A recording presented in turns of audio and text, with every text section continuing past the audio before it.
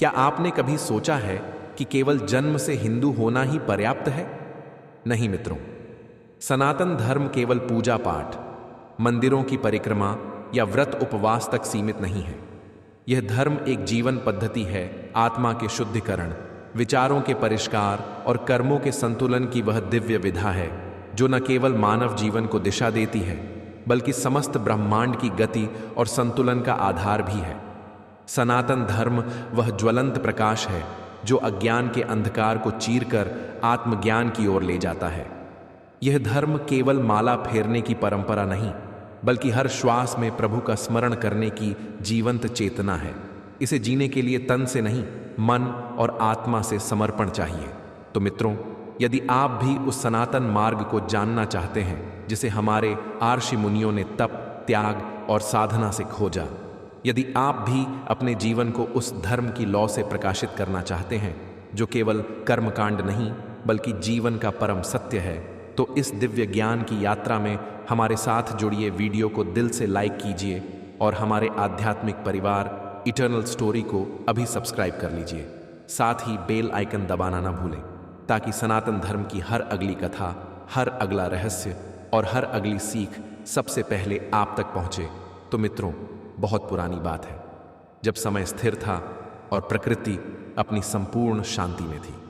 हिमालय की बर्फीली चोटियों पर एक दिव्य मौन छाया हुआ था जो केवल साधकों की सांसों और वेद मंत्रों की गूंज से जीवंत होता था। आकाश में मंद गति से बहती हवाएं भी मानो ध्यान मग्न थीं और पर्वतों की गोद में बैठकर ऋषिगण आत्मा की ऊंचाइयों तक यात्रा कर रहे थे। उसी काल में संसार के सबसे पवित्र स्थल कैलाश पर्वत पर स्थित था एक अलौकिक धाम। वहां के धवल सौंदर्य में बसते थे त्रिलोकाधिपति योगेश्वर भगवान शिव। वे गहन ध्यान में लीन थे, उनके नेत्र बंद थे, लेकिन उनकी चेतना पूरे ब्रह्मांड की गति पर दृष्टि रखे हुए थी।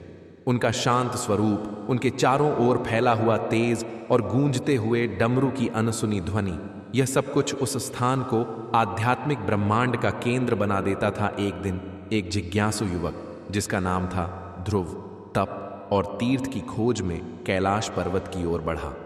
वह बालक नहीं था, परंतु उसकी आंखों में जिज्ञासा और हृदय में वैराग्य की आग स्पष्ट झलकती थी। बर्फ से ढकी उन ऊंचाइयों को पार करते हुए वह केवल शारीरिक यात्रा नहीं कर रहा था बल्कि आत्मा की खोज में आगे बढ़ रहा था। उसके मन में एक पीड़ा थी, एक बेचैनी। आखिर क्यों आज का मानव धर्म से दूर क्यों होता जा रहा है? क्यों वह उस सत्य को भूलता जा रहा है जिसने उसके जीवन को उद्देश्य दिया?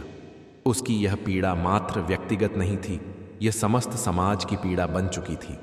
उसी उत्तर की तलाश उसे दिव्य कैलाश तक खींच लाई थी, जहां योगीराज भगवान शिव ध्यानरत थे और जहां हर जिज्ञासा को समाधि मिलती है। वह युवक जिसकी आत्मा ज्ञान की आग से जल रही थी, शिवधाम पहुंचते ही भगवान शिव के समक्ष नतमस्तक हो गया।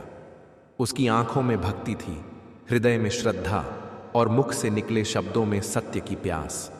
वह गंभीर स्वर में बोला, प्रभु, मैं आज जानना चाहता हूं, यह जो सनातन धर्म है जिसे ब्रह्मा से लेकर हमारे ऋषियों ने जीवित रखा, उसे आज के युग में केवल पूजा पाठ, आरती और प्रसाद तक सीमित क्यों मान लिया गया है? क्या यही इसका स्वरूप है? क्या यही इसकी महिमा है? प्रभु, कृपा करके मुझे बताइए, सनातन धर्म के वे वास्तविक मूलभूत नियम क्या हैं जो किसी भी व्यक्ति को केवल हिंदू नहीं, एक सच्चा सनातनी बनाते हैं? भगवान शिव जो अंतर्यामी हैं और समस्त भूत भविष्य को जानते हैं, ध्रुव के भीतर की सच्ची जिज्ञासा से अत्यंत प्रसन्न हुए। उन्होंने अपनी तीसरी आंख को बंद ही रखा, पर उनकी मुस्कान में अनंत कृपा थी। उन्होंने अपनी शांत वाणी में उत्तर दिया, वत्स ध्रुव, तू सौभाग्यशाली है जो यह प्रश्न लेकर यहां आया। बहुतों को जन्म मिलते हैं, पर आत्मा की ऐसी प्यास विरलों को ही होती है। तूने जो पूछा है उसका उत्तर केवल तर्क या उपदेश से नहीं दिया जा सकता। यह ज्ञान शुद्ध हृदय और एकाग्र मन से प्राप्त होता है। इसलिए मैं तुझे आज वह 10 दिव्य नियम बताने जा रहा हूं। नियम जो यदि कोई मनुष्य अपने जीवन में वास्तव में अपनाए तो वह केवल धार्मिक नहीं बल्कि स्वयं धर्म का स्वरूप बन जाता है। और मैं तुझे ये नियम एक गूढ़ कथा के माध्यम से सुनाऊंगा ताकि तू न केवल उन्हें सुने बल्कि अनुभव भी करे। सत्ययुग की बात है, जब धरती पर धर्म अपने चरम पर था। हर प्राणी, हर ऋषि और हर शिष्य सत्य, तप और ब्रह्मचर्य के पथ पर अग्रसर था। ऐसे ही समय में एक महान ऋषि हुए, महामुनि वशिष्ठ। उनका ज्ञान, तप और तेज त्रिलोक में विख्यात था। देवताओं तक उनके विचारों की गूंज पहुंचती थी और मनुष्य लोक में वे धर्म के जीवंत प्रतीक माने जाते थे। लेकिन समय की गति अजीब होती है। धीरे धीरे उन्होंने देखा कि उनके ही कुछ शिष्य धर्म का केवल अध्ययन कर रहे हैं, पर उसके वास्तविक अभ्यास से दूर होते जा रहे हैं। वे वेदों को कंठस्थ तो कर रहे थे, पर उन्हें जीवन में उतार नहीं पा रहे थे। यह देखकर वशिष्ठ के हृदय में पीड़ा जाग उठी। यदि सत्य युग में भी धर्म के प्रति मनुष्य का आचरण ढीला हो रहा है, तो आने वाले युगों में तो धर्म मात्र एक परंपरा बनकर रह जाएगा। उस चिंता ने उन्हें भीतर तक हिला दिया। उन्होंने सब कुछ छोड़कर हिमालय के एकांत शिखर पर गहन तपस्या प्रारंभ की। कठोर व्रत, मौन, ध्यान और पूर्ण समर्पण के साथ वे भगवान शिव की आराधना में लीन हो गए। युगों तक चले उनके तप से सारा ब्रह्मांड कंपन करने लगा। अंततः महादेव, करुणा के सागर, उनके सामने प्रकट हुए। उनके जटाओं से गंगा की निर्मल धारा बह रही थी। उनके नेत्रों में ज्ञान की ज्वाला और वाणी में शांति की गूंज थी। वशिष्ठ ने श्रद्धापूर्वक उन्हें प्रणाम किया और अपनी चिंता प्रकट की। भगवान शिव मुस्कुराए और बोले, वत्स वशिष्ठ, तेरी जिज्ञासा केवल तेरी नहीं, युगों की आवश्यकता है। आज मैं तुझे सनातन धर्म के वे 10 दिव्य और मूलभूत नियम बताता हूं, जो धर्म का मूल स्तंभ है। ये केवल पूजा पाठ के नियम नहीं, बल्कि जीवन को पूर्ण और समर्पित बनाने वाले मार्ग हैं। यदि कोई मनुष्य इन्हें जीवन भर अपनाए, तो वह स्वयं धर्ममय हो जाता है। और यही दिव्य ज्ञान शिवजी ने आज के युग में ध्रुव जैसे जिज्ञासु को दोहराया, ताकि सनातन धर्म की अग्नि युगों तक जलती रहे। धर्म का प्रचार करो, केवल पढ़ने और समझने तक धर्म सीमित न रखो, उसे जीवित करो और दूसरों तक पहुंचाओ। जैसा सूरज का प्रकाश केवल एक स्थान पर नहीं रुकता, वैसे ही धर्म का प्रकाश जितना बांटा जाता है, उतना ही बढ़ता है। जो व्यक्ति धर्म के प्रकाश को फैलाता है, वह न केवल अपने जीवन को शुद्ध करता है, बल्कि पूरे समाज को जागरूक करता है। धर्म का पालन और प्रचार केवल एक कार्य नहीं, बल्कि एक जीवन धारा है, जो सच्चे मानवता के मार्ग पर चलने की प्रेरणा देती है। तीर्थ यात्रा करो। याद रखो, तीर्थ केवल शारीरिक यात्रा नहीं होती। तीर्थ शरीर को नहीं, आत्मा को शुद्ध करते हैं। मथुरा, काशी, कैलाश, इन पवित्र स्थानों पर जाकर तुम केवल भौतिक स्थल का दर्शन नहीं करते, बल्कि अपनी आत्मा की गहरी शुद्धि और मोक्ष की दिशा में एक कदम और बढ़ते हो। इन स्थानों पर भगवान के दर्शन होते हैं और आत्मा के भीतर एक शांति की गहरी अनुभूति होती है। व्रत और उपवास रखो। व्रत केवल शरीर का शोधन नहीं, बल्कि मन और आत्मा को एकाग्र करने का माध्यम है। जैसे अग्नि सोने को शुद्ध करती है, वैसे ही व्रत आत्मा को शुद्ध करता है। व्रत हमें हमारे मन की इच्छाओं और मोह माया से दूर करता है और हमें परमात्मा के साथ एकाकार होने का मार्ग दिखाता है। व्रत से हम शरीर, मन और आत्मा को शुद्ध करके सच्चे भक्त बनते हैं। ईश्वर को सर्वोच्च मानो। ब्रह्म ही सत्य है, यही सनातन सत्य है। न उसका रूप मायने रखता है, न नाम, केवल उसका अनुभव ही महत्वपूर्ण है। जब तुम ब्रह्म का अनुभव कर लेते हो, तो सारी दुनिया और उसके रूप रंग अपने आप फीके पड़ जाते हैं। परमात्मा का अनुभव ही जीवन का सर्वोत्तम फल है, और यही अनुभव हमें हमारी जन्म जन्मांतर की यात्रा में सही मार्ग पर चलाता है। संस्कारों का पालन करो। जीवन के हर चरण में संस्कारों का पालन करो। गर्भ से लेकर मृत्यु तक संस्कार जीवन का आधार होते हैं। यही संस्कार हमें सच्चे मानव बनाते हैं, और यही संस्कार हमारी आत्मा की शुद्धि का कारण होते हैं। जब एक व्यक्ति संस्कारों से जुड़े रहता है, तो वह न केवल परिवार और समाज में सम्मान प्राप्त करता है, बल्कि अपने भीतर भी सच्चे संतुलन और शांति का अनुभव करता है। दान दो। दान वह पुण्य है जो न केवल धन या संपत्ति से किया जाता है, बल्कि यह विद्या, अन्न, जल, समय और किसी भी रूप में हो सकता है। जो भी तुम्हारे पास है, उसे जरूरतमंदों तक पहुंचाओ। यही सच्चा दान है। दान से तुम न केवल समाज में एक आदर्श स्थापित करते हो, बल्कि अपने जीवन को भी दिव्य बना लेते हो। पंच यज्ञ का पालन करो। ब्रह्म यज्ञ, देव यज्ञ, पितृयज्ञ, भूत यज्ञ, अतिथि यज्ञ, ये पंच महायज्ञ हैं जो जीवन को संतुलित करते हैं। ब्रह्म यज्ञ के माध्यम से हम भगवान के प्रति अपनी श्रद्धा को व्यक्त करते हैं। देव यज्ञ से हम देवताओं का आशीर्वाद प्राप्त करते हैं। पितृयज्ञ हमारे पूर्वजों को सम्मान देता है। भूत यज्ञ से हम आत्माओं की शांति की कामना करते हैं और अतिथि यज्ञ में हम अपने मेहमानों का आदर और सेवा करते हैं। यह पंच यज्ञ हमारे जीवन को संतुलित और ध्येयपूर्ण बनाते हैं। संध्या वंदन और ध्यान करो। सूर्योदय और सूर्यास्त के समय ईश्वर को स्मरण करो, क्योंकि ये समय आत्मा के लिए संजीवनी होते हैं।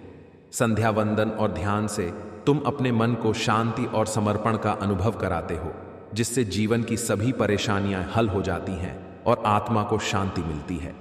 यह समय भगवान के साथ संवाद करने और आत्मा की गहरी सफाई करने का सर्वोत्तम अवसर है। संक्रांति और कुंभ पर्व मनाओ।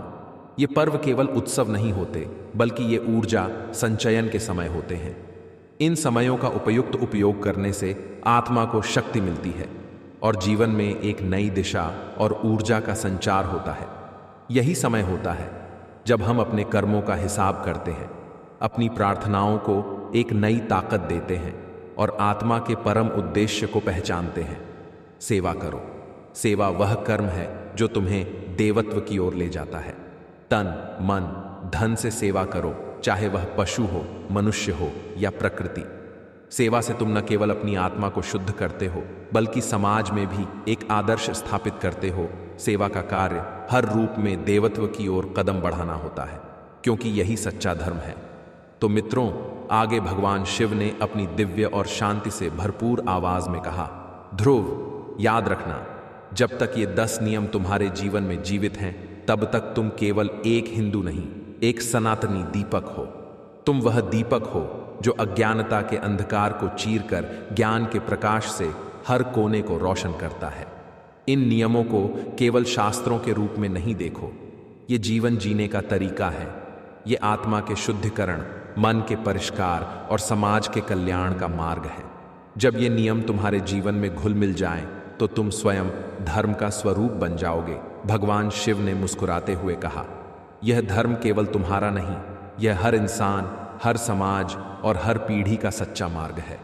यह वह मार्ग है जो केवल व्यक्तिगत मोक्ष की ओर नहीं, बल्कि मानवता के सामूहिक उत्थान की ओर ले जाता है। सनातन धर्म, जो न केवल तात्कालिक जीवन का मार्गदर्शन करता है, बल्कि यह तुम्हारे जन्मों से लेकर अनंत काल तक का मार्ग प्रशस्त करता है। इसे जीने और समझने के बाद तुम्हारा जीवन और भी अधिक दिव्य हो जाएगा। ध्रुव ने भगवान शिव की बातों को सुने और उनके शब्दों के प्रभाव से उसके हृदय में एक गहरी हलचल हुई। उसकी आंखों से अश्रु बहने लगे, जो उसकी आंतरिक भावनाओं और सच्चाई के प्रति गहरी श्रद्धा को दर्शा रहे थे। उसे एहसास हुआ कि यह सिर्फ एक उपदेश नहीं था, बल्कि यह उसे अपने जीवन का उद्देश्य समझाने का एक दिव्य संकेत था। उसकी आत्मा जाग उठी और उसने अपने भीतर यह दृढ़ प्रण किया कि वह इन 10 दिव्य नियमों को न केवल अपने जीवन में अपनाएगा, बल्कि इन्हें हर घर, हर व्यक्ति और हर समाज में फैलाएगा। वह जानता था कि इस रास्ते पर चलकर ही वह अपने जीवन को सफल और सार्थक बना सकता है और समग्र मानवता का कल्याण कर सकता है। मित्रों, आज जो आपने सुना वह केवल एक उपदेश नहीं, बल्कि जीवन को एक नई दिशा देने वाला अमूल्य दिव्य ज्ञान है। यदि आप भी अपने जीवन को सच्चे धर्म के रास्ते पर चलाना चाहते हैं, यदि आप भी आत्मा की शुद्धि और मन की शांति की खोज में हैं, तो इन नियमों को अपने जीवन का हिस्सा बनाइए। इसे केवल शास्त्रों और कथाओं तक सीमित न रखें, बल्कि इसे अपने हृदय में उतारकर हर कदम में उसका पालन करें। यह नियम न केवल आपको धर्म के वास्तविक रूप को समझने में मदद करेंगे, बल्कि यह आपके जीवन को उज्जवल और संतुलित भी बनाएंगे। आज से ही, अभी से ही इस दिव्य ज्ञान को अपने जीवन का हिस्सा बना लीजिए। जब आप इन नियमों को अपनाएंगे, तो न केवल आपका जीवन बदल जाएगा, बल्कि आप अपने परिवार, समाज और पूरे संसार में धर्म का वास्तविक रूप फैलाने का कार्य करेंगे। यह केवल आपके व्यक्तिगत जीवन का मार्गदर्शन नहीं है, बल्कि यह एक महान यात्रा है जो आपको अपने अंदर के देवत्व को पहचानने का अवसर देती है। और हाँ, अगर आप चाहते हैं कि यह यात्रा आपके साथ हमेशा रहे। और यदि आप इस ज्ञान से और भी अधिक जुड़ना चाहते हैं तो हमारे इटर्नल स्टोरी चैनल को सब्सक्राइब जरूर करें। यह यात्रा केवल आज तक सीमित नहीं है, बल्कि यह एक निरंतर चलने वाली यात्रा है जो आपको जीवन के हर पहलू में आध्यात्मिक और मानसिक उत्थान की दिशा दिखाएगी। ध्यान रखें, यह तो बस शुरुआत है। हमारे साथ जुड़िए और इस यात्रा को अपने जीवन का हिस्सा बनाइए। जब तक आप इस मार्ग पर चलेंगे, तब तक कोई भी अंधकार आपके रास्ते में नहीं आ सकेगा। हर हर महादेव।